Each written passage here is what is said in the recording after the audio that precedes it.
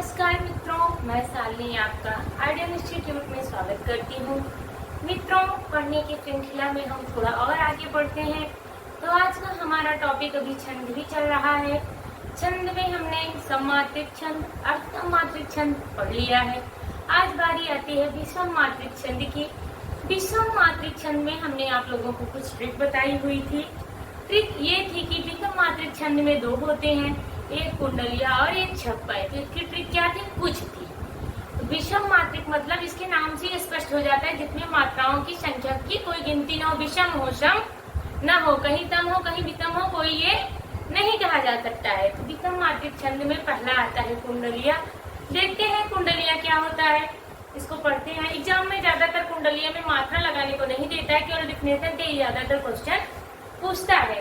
तो हम देखते हैं कुंडलिया, यह विषम मात्रिक छंद है। कुंडलिया की डिफिनेशन आप जब देंगे तो क्या कहेंगे? यह विषम मात्रिक छंद है। इसमें 6 चरण होते हैं। पहले 4 चरण दोहे के और बाद के चरण जो होते हैं वो रोला के होते हैं।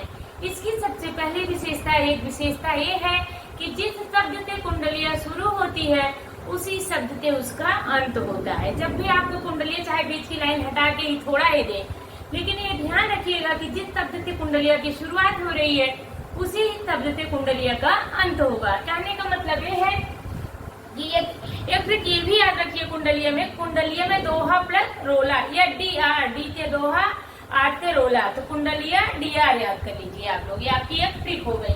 तो यह विषम मात्रिक छंद है। इसमें 6 चरण होते हैं। पहला दोहा और बाद में रोला होता है। यही इसकी डिफिनेशन है। तो जिसमें रोला और दोहा मिक्स हो उसे हम कुंडलिया कहते हैं। जिस शब्द से शुरुआत हो उसी शब्द से अंत हो उसे हम कुंडलिया कहते हैं। एक एग्जाम्पल से देखते हैं।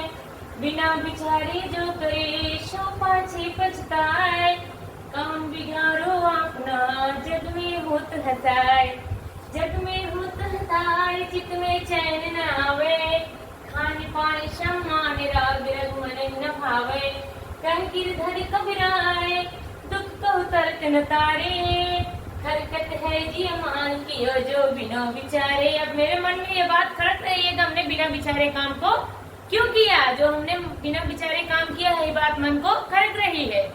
तो ये आपका एग्जाम्पल हो गया।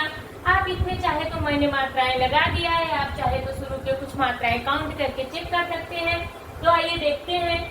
2 3 4 5 6 7 8 9 10 11 12 13। 2 3 4 5 6 7 8 9 10 11 12 13। पहला चरण दोहा का पहला और तीसरे में 13 मात्राएं, दूसरे और चौथे में 11 मात्राएं होती। मैं एक ही चीज को कई बार रिपीट करती हूँ ताकि एक बार देखने पे आप लोगों के दिमाग में ये बातें छप जाए। 100 5 6 पछताए, 2 2 4 2 6 7 8 9 10 11। ठीक, ऐसे सेम इसमें भी होगा। 2 3 4 5 6 7 8 9 10 11। यहाँ 11, फिर यहाँ 13 होगा। 1 2 3 4 5 6 7 8 9 10 11। ठीक,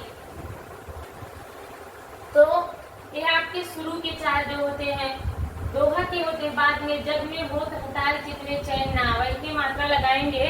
तो यदि जहाँ पे रखती है, यहाँ पे टोटल कितनी मात्राएं होती हैं? रोला में टोटल 24 मात्राएं होती है। 11 और 13 पे यदि लगी होती है। तो देखते हैं 1 2 3 4 5 6 7 8 9 10 11 पे यदि लग गई है।